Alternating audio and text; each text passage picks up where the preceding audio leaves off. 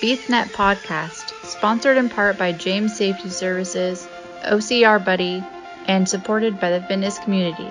Here we discuss all things fitness related, running, rucking, mental health and preparedness, and of course, obstacle course racing. Welcome to the BeastNet. Hey everybody, it's Mike with BeastNet, and on this episode I've got with me Brianne. Brianne, tell everyone, you've been on the show before, but tell everyone a little bit about you and let them know who you are. Yeah, my name's Brianne Showman. I call myself an OCR and Running Coach now because that's primarily what I do. I come from a physical therapy background, so I bring a lot of that knowledge to what I do, but essentially I got sick of fixing broken people. I got sick of seeing people constantly in an injury cycle when if we learned how to move better and train better, we wouldn't be injured all the time. So I pretty much now I still fix broken people, but then I teach them how to become resilient so they don't continue getting broken. Which is always good. I know I'm part of your Facebook group, and we've talked a few times about my habit of pushing through things when I shouldn't. So I know right now it's driving me nuts. I pushed so hard through June that my body's just wrecked. Oh no. And I know it, and I'm really trying to take it easy, but it's driving me nuts because I just want to go run. And I keep telling myself, no, it's like your knee right now is not, and my knee's not 100%, and I know it's not. And I'm trying to just take it easy so I can get it back to where it should be. Because I've had a couple of times over the last year where I've had times where me and you have talked, on Facebook and stuff, where I've talked about my knee bugging me, and you're like, well, what is it? And I'm like, well, I know what caused it. And it was a movement I did wrong, or, whatever. I had one where the treadmill skipped, and when it skipped, my knee popped, and a couple other times just overdoing it.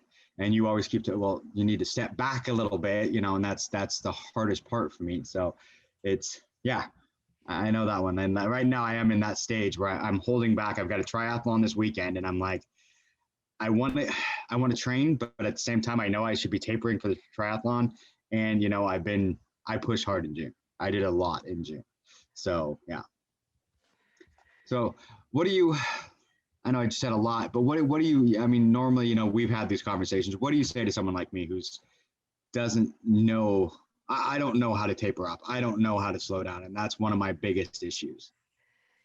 Honestly, it's so hard. And I'm a clinician, I'm a coach, I know better, but even as I let the athlete mindset take over at times, and it's like, I feel this little thing, but I want to do this workout today, or I just want to keep pushing. So I totally get it from the athlete standpoint, and it is so hard to shut down.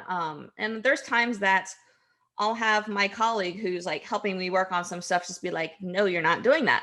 And so okay, cool. Someone legitimately told me it's not just me. Maybe I shouldn't. And I think that's why in my mind, whether it's having a good coach or trainer at your gym or someone you're working with virtually, I think that's why having a clinician or a coach or someone that you work with one-on-one can be really helpful, because you do have that outside person who can be like, you know what, you need to stop. As an athlete, we're more likely to listen to that other person rather than to ourselves when we know we should stop. Yeah. Oh yeah, no, that's so true. I've had a coach, a personal coach throughout this at different times. Just sometimes financially it's a little tough, but I have a lot of friends that I can lean on too. But having that coach has been huge. There's been a couple times where if I hadn't had a coach to look at me and say, look, you're going to hurt yourself if you keep moving on this path. Why don't we, and giving me, that's the best thing for me. If you give me another route, say, okay, yes, I know you want to run, but let's do this to save your knee, and do these other workouts, upper body, which in a lot of ways still help with the running, because it gives you that muscle tone and everything else around your body, and I hit that point where I had the runner's body for a little while, and it was I didn't like it. Where I was really skinny. I dropped down to under 180, which I haven't been under 180 in over 20 years. And it was like my face was sunk in. And everyone's like, are you sick? And I'm like, no, I've actually done this a healthy way, but I hit that point where I'm used to having muscle mass and I just didn't have any. So Yeah. that's been another thing of having a coach that can help you, because as athletes, we get stuck on one thing. Mm-hmm. So. Absolutely. Yeah. Absolutely. So now you've been doing this for a long time, being a coach. And like I said, I know you have the Facebook group that I'm a part of and everything like that. And I get a lot of really good advice and stuff like that. And a lot of stuff that you do there that is really cool. What made you decide to do that? The Facebook group or just my transition in general? Both of it. I mean, kind of the Facebook group and then, transitioning, in general. Yeah. I've just realized, and it's part of the reason I put so much education out there. It's like, as I grew up a runner, switched to the CrossFit world, then transitioned to both of them with OCR. And there's just so many athletes in all sports. But I feel like it's especially in like this environment that it's like, well, being injured is just part of running. Like knee pain is normal and foot pain is normal because every other person in my running group has it. Or like every racer has shoulder pain. So it's just totally normal to deal with it. And there's just so many myths around this that it just felt someone had to start educating people that's like, yes, this is what everyone believes and what you keep getting told. But I'm like, there's a way to not be injured constantly. And I think, and it just comes from that passion and that frustration of myself being injured quite a few times by not understanding its why. And then just seeing all these people out there who are constantly injured because they're not understanding why. And I just feel like there's such a huge disconnect there. Yeah, I agree. I know one of the big things that I've noticed a lot is kind of the rise of the cookie cutter workouts. Yes. And I've talked to, my other friend, Elise, you probably know Elise. I've talked to Elise a few times on that one, on the idea of the cookie cutter workout and why it's better to have a personal coach sometimes rather than the cookie cutter. Because that was one thing I tried for a long time. I tried a lot of the Beachbody, and there's nothing wrong with Beachbody. They work great. But my biggest problem is I do have knee issues, and I know I do. Mm-hmm. And a lot of the Beachbody is jumping and stuff like that, which I do a lot of impact on my knees with running, and I didn't want to add to it, with my other cardio. And that was kind of the one problem I had with the cookie cutter is there was no way for me to say, okay, I don't want to hurt my knee. So how could I do this? They don't talk back to you on the Beachbody. It's just a video, so there was no way to get that. And that's why I like the personal coach, because it was one of those things, when I've had a personal coach, they were very good about like, okay, every week, what hurts? How did you feel on this? How did you feel on that? Because they adjust it to you so that you become the best that you can. And I think a lot of times people end up doing those, the Beachbodies and stuff like that, which, like I said, nothing really against them. They are great cardio. They are good for that. But sometimes they don't have that personal edge that a personal coach will give you and will help you to get to that next level. Yeah. If someone's just looking to get in shape or like is in shape, wants to stay in shape and doesn't have injuries, those things can be great. Yes. But if you have injuries, if you have specific goals as far as racing goals and that sort of thing, those types of programs, those cookie cutter things aren't going to be great for you. No. And I think the other thing with that too is finding the right coach or right trainer to work with who understands injuries and knows how to help with them. Because I've talked to a lot of people who is like, oh, I'm working with a trainer and like we just don't do this stuff because of this injury, rather than like we're doing this stuff to strengthen and get over this injury so I can do everything again. And there's so many times I just see people modifying workouts forever because they don't think they can do something, rather than like actually figuring out what's going on and fixing that so they can do everything again. Yeah. And that is so true. And that's one thing, if you find that right coach, and that should be something they should focus on, is not necessarily not doing an activity, but figuring out how to make it so you can. Because for a long time, I didn't do burpees very well because my foot, when I broke it, I don't get a push very well off my left foot. I can't really push. But we modified and did workouts until I could do that, and it was one of those, instead of just saying, okay, we're just never going to do this, let's figure out how we can get your foot movement to get to that. And that's kind of the big thing I find with a good coach. A good coach isn't just about running, isn't just about lifting. It's about whole body wellness.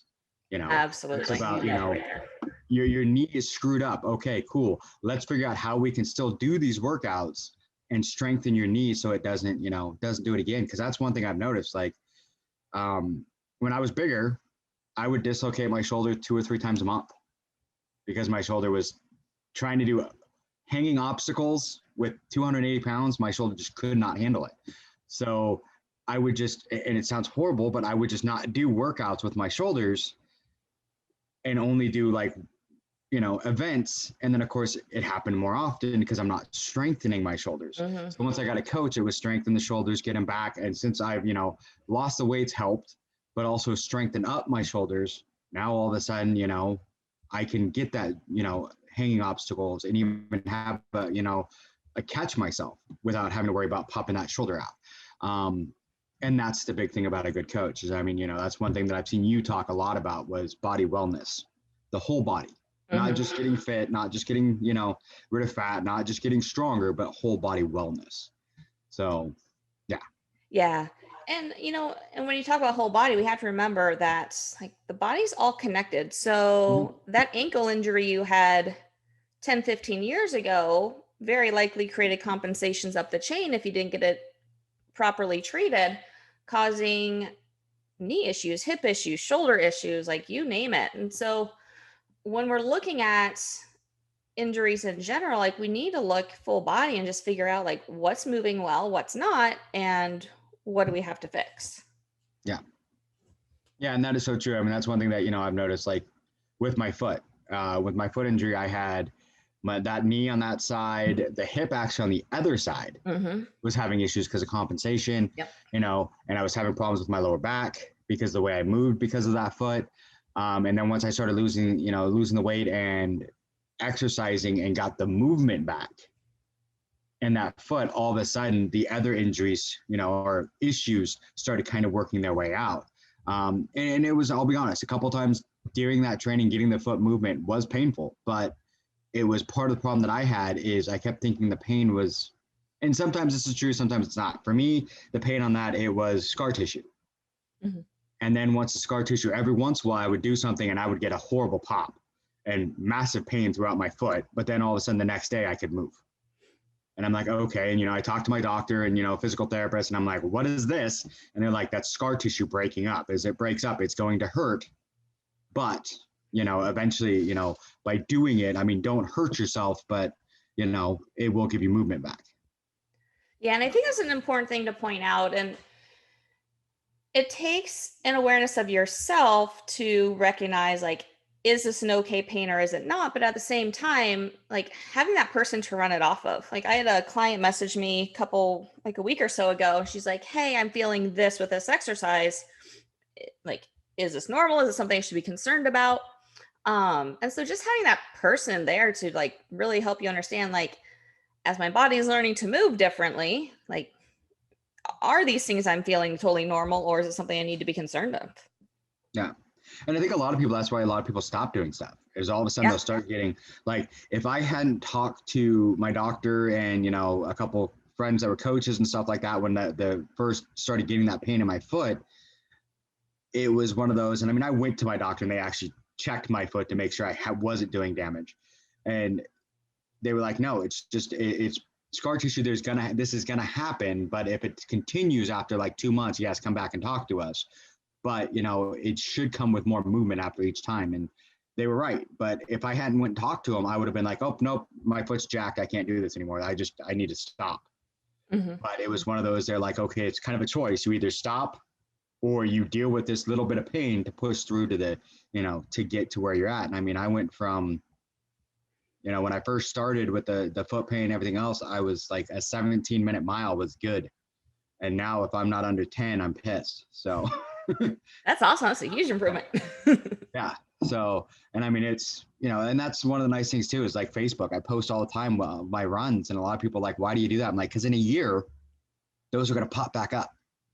And that's going to be my motivation of, hey, look where I was a year ago. And I see those. I saw one the other day that said, hey, I hit 5 miles in less than an hour. And I was so excited. And I'm like, that's slow. Now, but back then that was, hugely exciting. And it's so nice to see that progression, because we forget that sometimes. We really do. We really do. We really forget that progression, where I'm looking in a mirror now and I have gained some back, but some of it I needed to. Like I said, I got a little too skinny there for a bit, but then I gained a little more than I wanted to. So I need to work on a few things again, but I'm still not where I was, Yeah. And it's so hard when we remember where we were pre-injury or pre-life circumstance. Like I think I had that foot injury last summer. Yep. I was in a boot and all that. And like earlier this year, I was like, as competition started popping up and I would just wasn't doing as well as I wanted to in different things. And I was getting pressure. And I was like, all of a sudden it collected. I'm like, I could barely walk a year ago. Yeah. And a year ago now, I was still in the boot. And and so it's it definitely takes that perspective sometimes of seeing those pictures, or just remembering where you were, where you are now, and just to fully understand, I've made a huge progress in a year, not, well, I was there 2 years ago, so why can't I be there again? And I think that is the hardest, especially as we get older. I'm in my 40s now, so, I can't look back at what I was doing in my 20s. But I mean, I'll be honest, right now, I'm probably in better shape than I was in my 20s. But, in my 20s, I also, drank a lot more than I do now. I smoked, I did everything else, and I don't do, I don't smoke anymore. I still drink, just not, not to the levels I was, but, I'm not completely against drinking. I was one of those, a half gallon a weekend kind of guy. Now I'm I think I bought a half gallon 4 months ago that's still in the kitchen. So, but so it's kind of one of those, and I drink a lot more. I mean, coffee this morning, but after that, I've already got the noon ready to go. But a lot more. That was another thing I found, was nutrition and hydration. Mm-hmm. I was horrible about hydration, and now I drink probably, I'd say 100 and something ounces a day.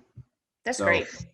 I go through, these are 32 ounces, and I do I have 2 of them that I refill twice throughout the day. Okay. But but I hate water, so I usually put Crystal Light or Noon or something in them for flavor. Which is fine. I mean, at the end of the day, you need the fact that you're getting the fluids in you is the important part. And so many people struggle with the hydration part of it, whether it's just because they don't get thirsty or they don't like the flavor of water. There's a lot of factors to it, but a good friend of mine started working with a nutrition coach recently and really upped her water intake. And a couple weeks later, she was just like, I'm really getting sore. I'm recovering so much faster. And just because she had upped her water intake significantly, and she fully admits now she was barely drinking any water. So, but yeah, just those little things. It was, it really is. It's, for me, I mean, I'm a big coffee drinker. I love my coffee. And that's one thing I did kind of cut back on. I quit getting the mochas. Now I put my protein shake in my coffee. Oh, nice. So I just brew coffee and then put my protein shake in it as my creamer. So that works. I can double dip there. I get my coffee plus my protein. That was one of I drink a lot of coffee, but I very rarely drink water. So now I had to set myself a timer. I have in the morning, I have my thermos and my 1 cup of coffee, and that's all I get. Okay. And as soon as that's gone, then I switch, to water, water, Noon, something like that. Because my biggest thing was I would drink coffee till I got home. Oh, okay. And I was one of those, and I would drink coffee till sometimes 7, 8 o'clock at night and just not drink water at all, just straight coffee. And it's coffee's a diuretic. It's not really hydrating you, dude. It's liquid, but it's not hydration. A lot of times people grab alcohol, they're like, oh, it's liquid. Yeah, but it's not hydration. That's the opposite. Not helping you. Not helping you at all. Even if the vodka's clear, it's not helping. Right. May look like water. But, that's one of the things that, I find too is, and that's one thing that's great. Like I said, with your Facebook page, there's a lot of that information talking about, that kind of stuff. Do you like the BeastNet? Do you want to keep hearing it? Be sure to follow us on Facebook, Twitter, Instagram, and more @BeastNetPod. So how do you do your training? I know how you do the Facebook page. You have that, and there's a lot of us on there that sit there. We talk back and forth, and about our wins, stuff like that. But how does your training work? So primarily, I just follow two ways. The main portion of my training is I follow the gym programming, which is actually really legit, like solid hard programming.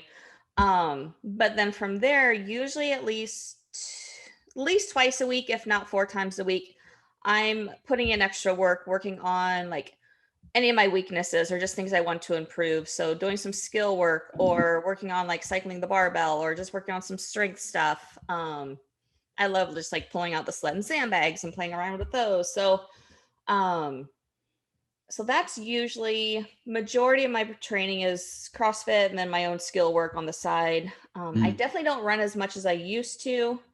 But I've also found as long as I maintain my fitness, I can still run really well. So I haven't really pushed the running side of things. Yeah, I've heard that from a few people that as long as you maintain the fitness, you can do the running.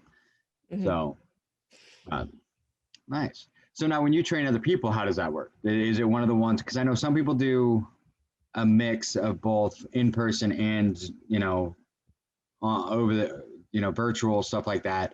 I know a lot of coaches that were in person had to switch to virtual during the, the pandemic and everything like that. But how do you do yours? Yeah, the majority of my work is virtual. I still see some people in person if they just happen to live locally and reach out to me. But most of my stuff is virtual, and I do everything from like I work with runners and also course racers. So there's some that's just like we're training for whatever marathon's coming up or just, trying to get them back to running.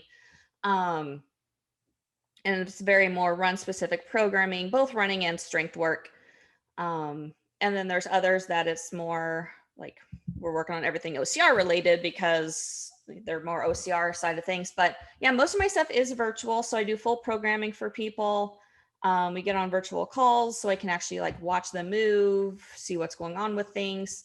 So at times I'll have them film themselves doing different things so I can kind of get a real life view of like what's going on so we can tweak things and improve things that way. So even though it's virtual, there's still very much a like hands-on element because my eyes are on them so much. And that's what I've learned from the good, virtual coaches is there's a lot of the videos, taking videos of yourself or even being on like a Zoom call like this where they can see you and watch you do the exercises and help you work. I think a lot of people worry about the virtual because they think it's more just like me and you sitting here talking, which is part of it, and a lot of them, because how else are you going to learn what the person needs, how they're feeling, stuff like that. Because most good coaches, it's like you said, it's full body. You're thinking everything, even mind. I mean, your stress levels, stuff like that can take effect of how you're doing and all that kind of stuff and where you are mentally. So that's awesome. So do you do that full time or? Yeah. Yep. I'm fully doing my own thing now. It's really funny. Like I was kind of doing a part-time vacation coverage, PRN stuff up until COVID hit, wanting to get out of it, but just never like fully being to the point that I could. And then COVID hit, they didn't need me anymore. So I was like, all right, we're done.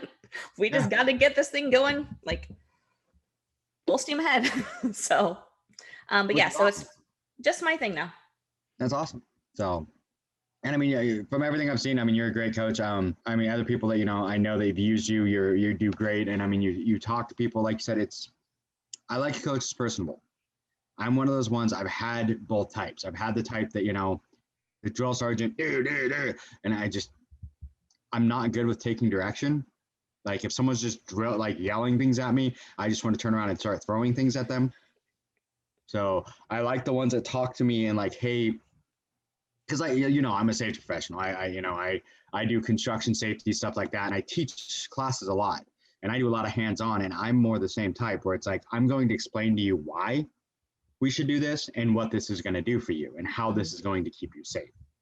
And that's the same thing I expect from my coaches and that I like from coaches is the coaches that are going to say, hey, we're going to do this exercise, not because I'm telling you to, but this is why we're going to do it, because it's going to strengthen up that knee. Yes, it doesn't seem like it's, a great exercise, but this is going to strengthen up that knee. That's going to help you with your running. And then you explain it to me. Otherwise, I'm looking at you going, why am I doing this? Mm-hmm. Yeah. This isn't, Karate Kid, Mr. Miyagi telling me to wax the fence and not telling me why. I don't want to understand in a week why. I want to understand now before I do it. And that I know not everyone's brain works that way, but that's how mine is. Yeah. And, and I'm right there with you. Like, that's how I am too. And it seems like like tracks alike. So I get it. But most of my clients tend to be that way. But it's not something, because not everybody who does want to learn that stuff. So, but a lot of times, like, they'll ask, like, what's this for? And so, like, I will gladly explain it to them. And so, yeah, I'd like people to, not necessarily that they're like questioning me on like what I'm doing and my validity, but I like them to ask why, just so I can be like, this is what we're doing. This is like what your body needs to know how to do. And I think it's really helpful. Well, it is. And I think people are more likely to put their real effort into it. If they don't see why, and it doesn't make sense in their brain, they're like, I'm going to do this because they're telling me to do it, but I don't understand why I'm doing it. But if you explain why to it, I think they're more likely to really put the effort into it and really try to make it work, because they understand what the result's going to be. So I agree. And that is the big one. So it's like, a lot of people tell me when they're telling me to slow down, they're like, okay, you're pushing hard, but you need to back off a little bit. And I'm like, but why? And then they'll start explaining, because actually it gives you, your muscles time to relax. It gives them, you actually do better by giving your muscles time to repair from what you've done to them. Because I did marathon, 2 weeks later, another marathon. 2 weeks after that, I did 30 miles of hiking up with heat exhaustion, pushed myself to heat exhaustion, then cooled myself down and rehydrated and went back out. And then the next week I did another 30 miles of hiking up all within 6 weeks of each other. So it was like, by the time I finished the last one, like my knee was throbbing and my legs were just like, I hate you. And it's been, everyone's like, okay, you need to just stop for a bit. And the last one I did, it was right at the beginning of July, was the last 30 miles I did in one, hiking up in the mountains with like 5,000 feet elevation and everything else. And it was just like, okay, you just need to take a break for a bit. So I'm still going to hit my 100 miles for the month, but I think I'm just going to hit the 100 miles for the month. I'm not going to, I think last July I was trying to beat last year's numbers, and last July was over 170. And I'm like, no, I'm not doing that. It's like this month I need to they're easy miles. I'm doing like 2-3 miles a day, if that. Some days just 1 mile, but I'm just trying to do easy miles, not pushing time, 10, 11-minute miles, nothing crazy. But yeah, it's hard to get to that, because I keep looking at those times and I'm like, 35-minute 5K, what? That's not right. I should be under 30 minutes. And it's like, yes, but a year ago you were happy with 35 minutes, you would have been ecstatic. And now it's like, just relax. You'll get back to the under 30 minutes. You just need to let your legs come back. Yeah. So. And those slower days are important too. Like when you're if you're working with a running coach and you're in a training cycle of any sort, it's like any good coach should be programming those days of just like, I want you running slow. Like, this is an easy day. This is not your tempo run. This is not your interval pace. Like, this is a very slow, easy day. Like my brother, for example, he's an ultra runner, really good one.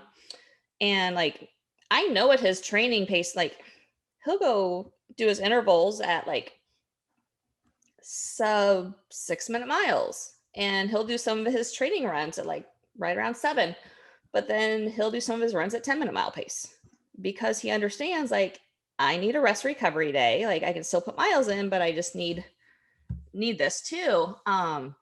So it's just important to really understand like why those periods are needed. That is so true. Because I mean, I've got a lot of friends that, I've ran with a lot in the past, done stuff with, and they come back now and they're like, well, you don't want to run with me. You're a lot faster than I am now. And I'm like, I can be if I want to be, but I also need those days, where someone's there to, someone's with me that I can talk to and I can slow myself down. Because if I go out by myself, I'm going to push it, because I'm going to get bored and I'm going to be like, well, I can go faster than this. I can do faster, and I'm going to take off. But if I have someone with me to talk to me and keep me keep me down, slow down, then that's better for me. So, and I enjoy those, and I miss those. I honestly, that's one thing during COVID that I found that I missed. And I'm trying to get away from it. I got used to running by myself, just doing it all by myself, doing all my workouts, doing everything alone. Where before COVID, it was always with the groups, with friends. And now it's just like, pretty much hey, I'm going running. If someone wants to go, show up. If not, whatever, I don't care. I'm going anyway, but I even stopped doing that. Now it's just, all of a sudden I'll post like, hey, I did this run. Everyone's like, why do you invite us? I'm like, hey, like, I just do my thing now. I just kind of do my thing. And it's like, now all of a sudden things are opening and I want to go out and do stuff with friends, but it's almost like you forget how. Right. It's like, wait, I'm supposed to invite people? This is weird. Yeah. Wait, because it's like the second 30-mile hike that I told you about. I was out in the Mount Rainier by myself for 30 miles and like 9 hours, just hiking through the woods. And everyone's like, why do you have someone go with you? I'm like, I didn't think about it. I just went out and kind of hiked. It was only supposed to be like a 10-mile hike, but somebody may have got lost. But no judgment here. I have done that plenty of times myself. Well, it was the Sisu. It was the weekend after Sisu, and I went up to go pull the signs. And my plan was to go up one trail and then back down the other. Well, I ran out of time, so I just came back down the first one went up, but I pulled all the markers as I went up. Because like I said, I was going to jump over to the other trail and come back down that one and pull all the markers. And so as I'm coming back down, I'm not paying attention, just enjoying wildlife. And all of a sudden I'm like, this doesn't look familiar at all. And then I pop open my phone and luckily the GPS was still working. It's like, yeah, you're like 7 miles off course. And I'm like, oh, oops. I should have really been back to camp by now. But yeah, my bad. Oh, that's awesome. But it was one of those things. It's like, a lot of people like, for you ski. I'm like, no, I was out in the middle. It was gorgeous. I mean, it was one of those, I was just lost in nature. And those are the best days. I really, that's one thing that I found recently that I miss. I miss I love racing. I love going to see people, but I do miss just going out in the woods and getting lost. Yeah, I would agree. I used to do that so much when I was a teenager and stuff like that. Just go out and start hiking and just go.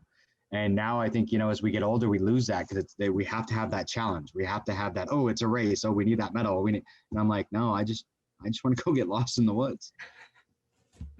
That's great. I love that. And I think too, like, it just doesn't happen enough because it's like we have like this whatever commitment with our kids in the afternoon, so we only have like 2 hours so you can go out, or there's just so much stuff that's in our life that we don't take that like time to be like, you know what, I'm gonna take a day to just like go explore and not care about what time I get back or any of that.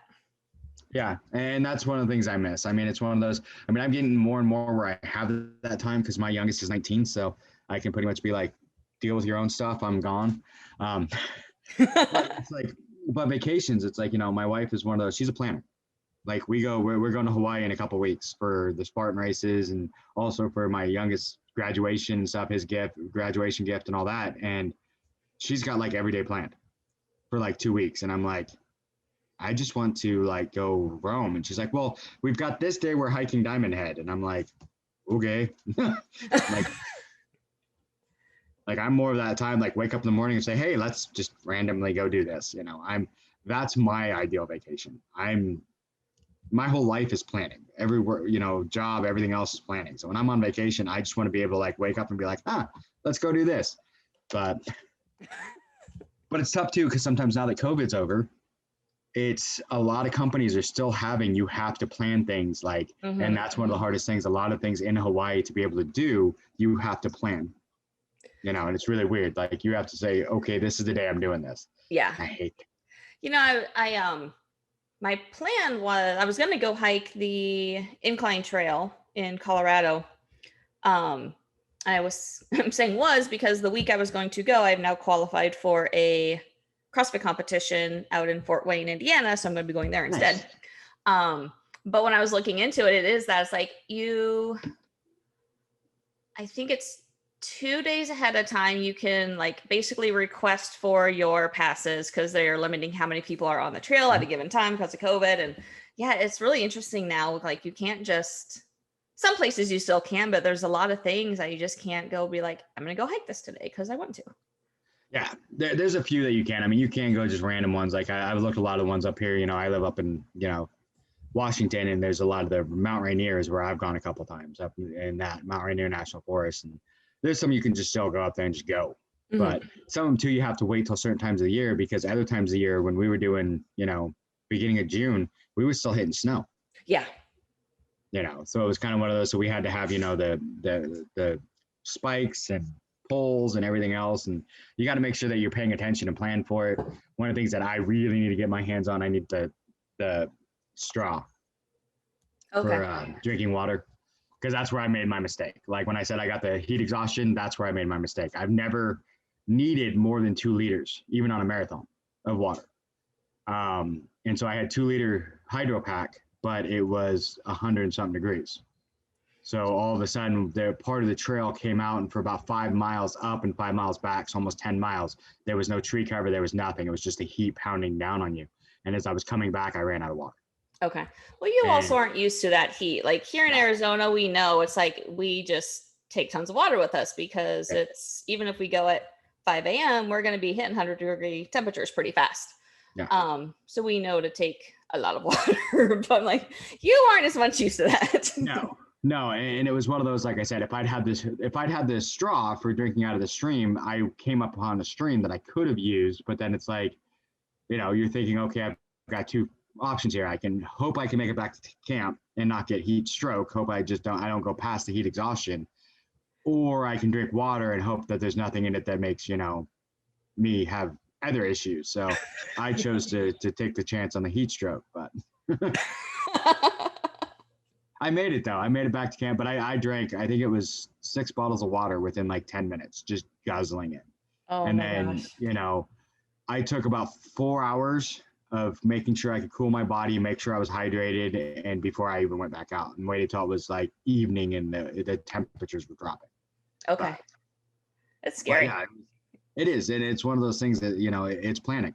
I mean, if you're going out there in the woods or you're going out anywhere, make sure you plan, make sure you're ready for that. And that was one thing I knew I should have had, but I didn't do.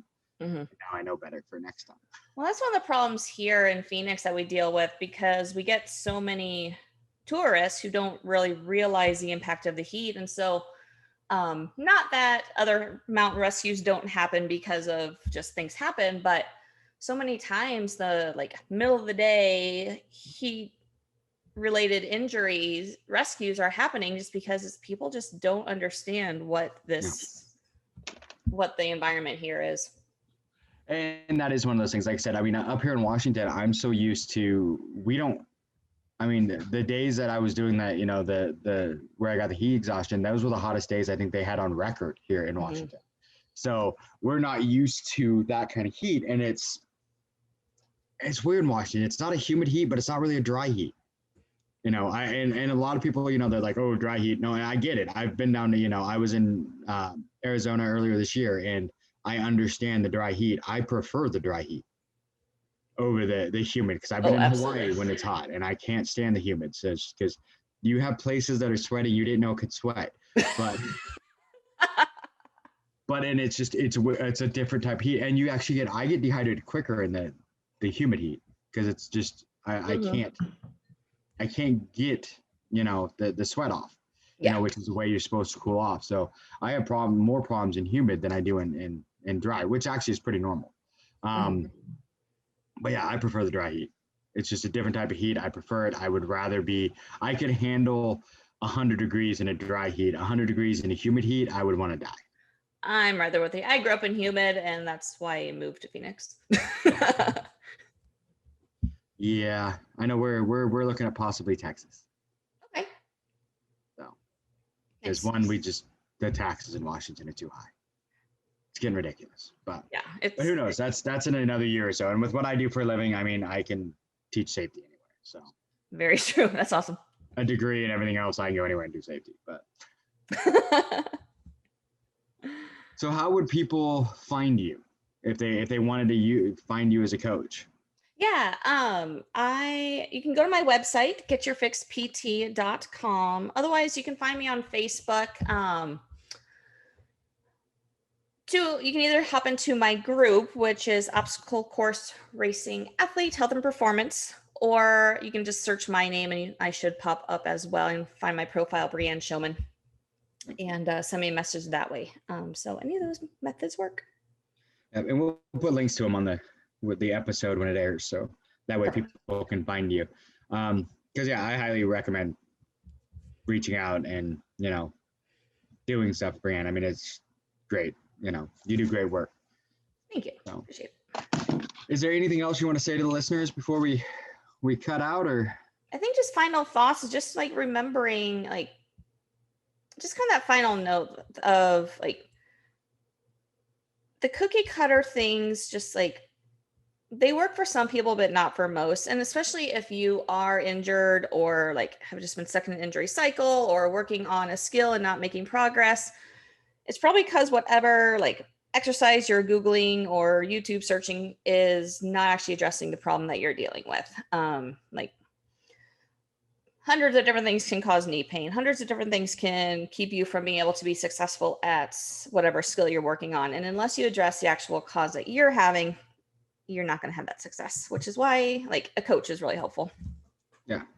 And I agree completely. It's one of those things I've seen it with myself and with others where it's you Google or whatever, look up what would be causing the knee pain. You're like, okay, this is it. Maybe if I do these exercises, it'll help. And it actually starts to make it worse. Mm-hmm. And then you talk to a coach or someone, who understands this stuff, and you tell them exactly what the knee pain, explain where it happens, how it happens. It's like, oh, it hurts when I go downstairs. Okay, that means something different than if it hurts going upstairs. And a lot of people don't realize that. Yeah. So talking to a coach will give you that, like, hey, this is what actually is happening. Google isn't telling you what's really happening. I can, this is what's actually happening, and this is what's going to help fix it. And that's why, if the cookie cutter things are working for you, great. But if you're stuck, and a lot of times I find people that do those, they'll plateau. They hit a spot and then they're just stuck there because the cookie cutters got you to a certain point, but you need a coach to change that up so that you can get past that plateau. So if you're stuck, if you have pain that you just can't get rid of, anything like that, reach out to, Brianne or another coach that you trust and get help. Love it. Absolutely. Oh. Perfect. Well, thank you. It's always a blast talking to you. You're welcome anytime. Let me know if you want to come back on for anything special, and we will talk to you soon. Awesome. Sounds good. Thank you so much. All right. See you later. Bye. Bye. Thanks for listening to the BeastNet podcast. If you haven't done it yet, find us on Facebook, like and share the podcast. Give us a review on iTunes or Spotify. All these things will help to expand the show in the future. Don't forget to subscribe and let us know what you think and what you'd like to hear.